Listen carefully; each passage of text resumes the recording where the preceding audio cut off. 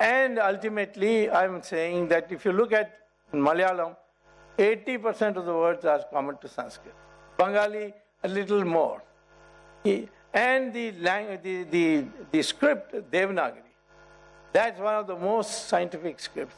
It has come from Brahmi, just like every other script. Of course, Devanagari is used by Marathi, Devanagari is used by Nepali, Devanagari is used by Sanskrit, and of course, Devanagari is used by Hindi. But the principles on which our script is being created, they are the same. For instance, in Tamil, if you take the word ka and put it, it is like that. And if you want to have ki, you just put a matra on it, which is what you do in Devanagari, which is what you do in Gujarati script. You do in all the scripts, you add a matra by which the sound changes. So the principal unity, that unity has to be now, has to be propagated. There is no question of any superiority, inferiority. If everybody gets equal education, they become equal, or sometimes even superior. I give the example of Jawaharlal Nehru and Dr. Ambedkar. Ambedkar was taught by his Brahmin teacher, who ultimately told him to give up his last name, Mahar, and accept his name, which was Ambedkar. He says, otherwise there will be discrimination for you. Ambedkar went to Columbia University in 1916 and wrote a top-class PhD thesis in economics, on monetary economics, which is even today highly regarded. And then he went to London and got a high degree, a law degree, came back to India and became chairman of the drafting committee and read the Constitution of India.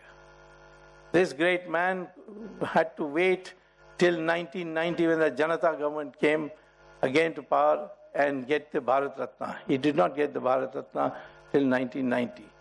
And he was never recognized as a great scholar. The Congress people used to refer to him as Bhimrao. But Jawaharlal Nehru, he went to Cambridge and he failed there. Of course, all Nehru family people have been failing exams. They knew. They may claim anything. But the fact is, there's nothing wrong, he failed. Then the British government saying this man is from colony. So they gave him what is called as the gentleman pass. And they call him Panditji. But Ambedkar they call as Bhimrao. Actually, it is Ambedkar who was the scholar. And therefore, there is no difference between a Brahmin and a so-called born Brahmin and a so-called born scheduled caste. In terms of the DNA being the same, if all get equal education, we'll become equal in that sense. We would be able to eliminate. So this is what we have to focus on. Because people take advantage of our divisions. These divisions are the cause of why foreigners are able to take advantage. If, for example, the British had got a united support of the Marathas would have established a full all India government based in Delhi. But because of the fact that different parts of India didn't give the support, and the years of fighting had made them weak, and the British came armed with better weapons, that they were able to get the benefit and defeat the Marathas. So therefore, I'm saying this is the greatest weakness today we have to fight terrorism is a lack of unity. And we have to recognize this. I think, you see, the issue is how to persuade the Islamic community to recognize that they have the same roots as us and identify with us. In Indonesia, it's a Muslim country, but the airline is called Garuda Airlines. Their names are all Sanskrit names. And in the middle of Jakarta, their capital, they have a big chariot of Lord Shiva sitting with Lord Krishna sitting and speaking to Arjuna, right in the middle of the thing. Their currency of 10,000 rupiah, as it's called, has Ganesha on it. Can you imagine an Indian 1,000 rupee note having Ganesha on it? There will be uproar, demonstrations, all kinds of things will take place. I met the finance minister of Indonesia once in an international conference, and I asked him, how did this happen, that you put Ganesha's photo? He said, you see, in 1997, all East Asian countries were having an economic crisis, and our currency was falling very fast vis-a-vis the dollar, and we didn't know what to do. So finally somebody said, if you put Ganesha, it will stop falling. So since we had tried every method, it didn't work, he said, let's try this method. And the currency stopped falling. So even today they have Ganesha there. They are no less Muslim just because they have accepted Ganesha in their currency or put Lord Krishna in the middle of the road in this most central part of their... That feeling we have to create in the Islamic community. Otherwise the divisions, the people who want to create divisions, who want the Muslims to recognize that they are descended from Gori and Ghazni, and therefore create an animosity, that we have to combat. In fact, they don't. In fact, Saudi Arabians don't accept our people. They call our people all as Hind, and they don't accept that they are any Arab descent at all. And this can only be done by writing the correct history of India, by fostering a respect for Sanskrit. And Sanskrit cannot be treated as a Hindu language. It is a modern scientific language now attested by the world over. You have to just go to Google and just type Sanskrit and NASA, you will get the entire literature on how NASA decided in the United States to make Sanskrit compulsory for the study of the advanced theory of artificial intelligence in computers. Or you have to say Sanskrit and British schools. They'll give you the list of British schools which have made Sanskrit compulsory because they say reciting Sanskrit shlokas produces vibrations in your body which improves your brain power. These are people in England saying this. These are things we don't know in our country, and therefore it's easy. So I'm saying that this preparation, we have to therefore see that. We create a national integration. We can probably start best first with the Hindus ourselves by getting rid of all these divisions. The caste, the Varna system is completely wrong. It had nothing to do with birth. Lord Krishna says so in Gita. And we must now start saying that if anyone wants these labels, then they must act according to the discipline of that Varna. Otherwise, they should not claim Varna. Slowly, we should move to this situation where we call ourselves as Hindustani, irrespective of where we stay and what language we speak. And we should slowly begin the process of starting to learn Sanskrit. We can't learn, then our children, if not our children, then our grandchildren. The process must start to create an integrated Indian society, very necessary for fighting ISIS. So this is one of the things we have to do. Second thing is that our government will have to now look for allies, because to fight ISIS alone is not recommended, according to me, because their approach is such that it's very similar to what Hitler had done. And to fight Hitler, 3 countries came together, 3 major countries: Russia, or what was then called Soviet Union, Britain, and the United States. And they came together even though Britain and, Winston Churchill of Britain and Stalin never got along with each other. But for the purpose of defeating the Germans, the Nazis, they had to come together, and only then they could defeat Hitler. The same way today, we have to find allies. And India is in a very significant position where it can bring about many changes in terms of alliances. Certainly in the beginning, United States, India, and Israel, who have been identified as enemies by the ISIS, they must come together as a military, in a military pact to fight the IS.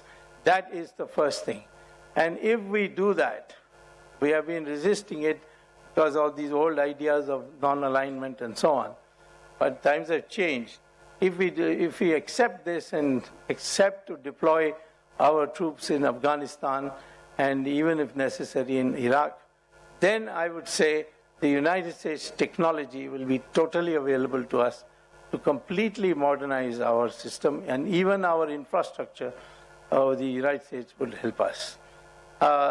Israel is a small country, but it has tremendous knowledge about the Islamic terrorist organizations, and they have terrific progress in electronics.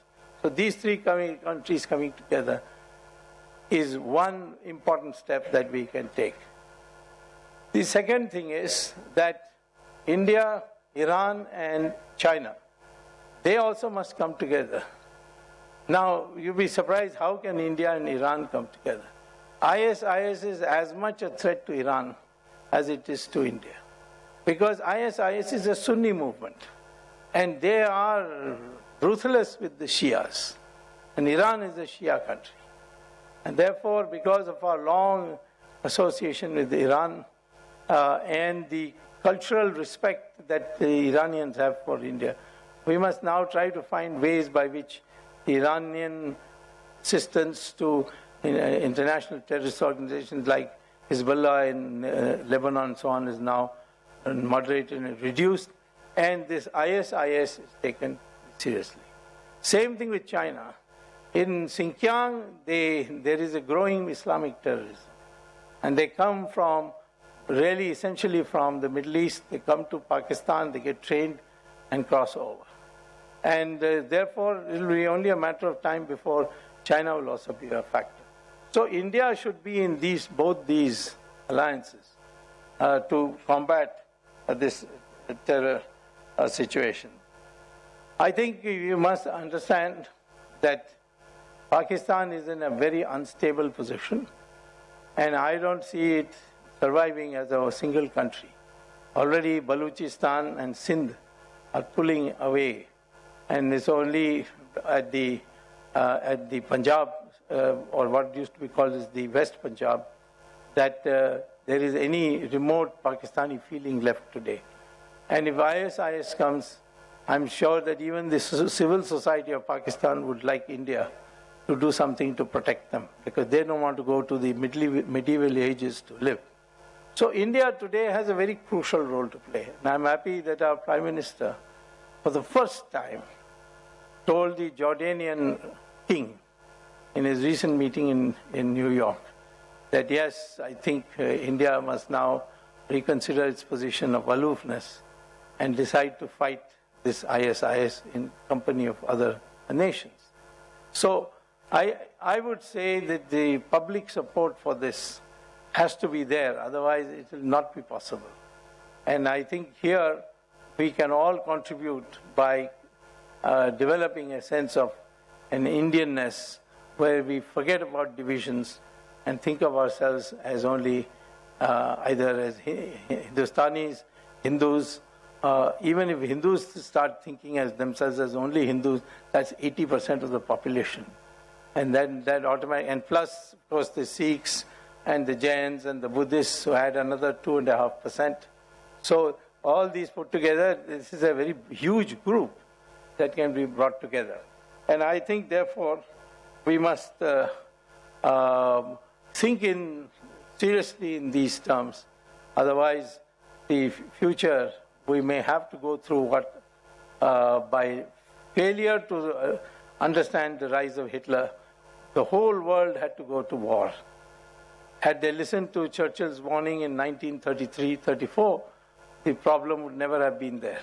But at that time, people called Churchill a warmonger. Of course, as far as India was concerned, he was a terrible man. And none of us, he hated Indians, and a good thing that he was defeated in the end in the elections. But the fact is that as far as the war is concerned and the recognition of Hitler as the greatest danger to civilization, He was the first, but his ideas could not be accepted till Hitler struck finally near the homes of Britain, sent rockets into London. Then only the people woke up. I think we should not be in that situation today. We, with our manpower of 120 crores or more, and a vast potential brain power which is demonstrated all over the world, we need to now play a major role in fighting the ISIS, for which we need not only to unite our people, but also create international associations all over the world. That is our mission, and that, I must tell you, was predicted by Aurobindo long back. And one day this is going to happen, when India will play a major role in showing the way to peace for the whole world. And that is why I chose this topic, because I think it's very important for our younger generation to seriously think about this, and all the people to come together and put up a united force. Thank you very much.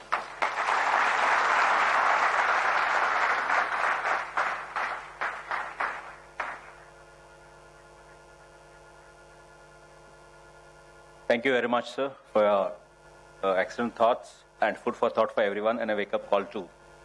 Now we would be open, Dr. Swamy will be open to take some questions. Yes, some of our volunteers should be ready with mics. Like to have questions.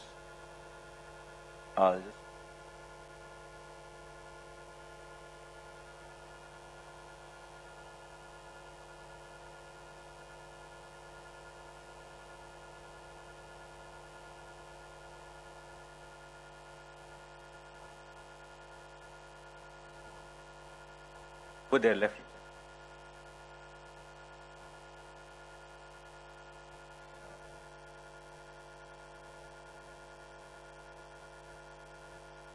Yes, sir. Gentleman over here. Yeah. Please use the mic, sir.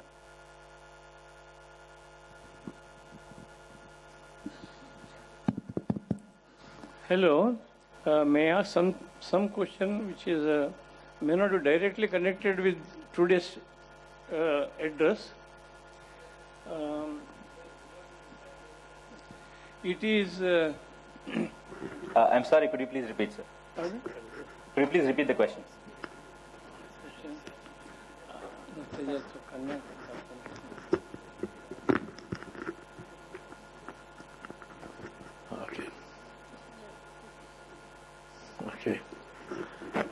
Okay, can you hear me? Hello. Yeah. Go ahead. Yeah. It is said these days that in 1952 we were offered a seat in the Security Council. Yeah. And I heard it was rejected by some of our great leaders of those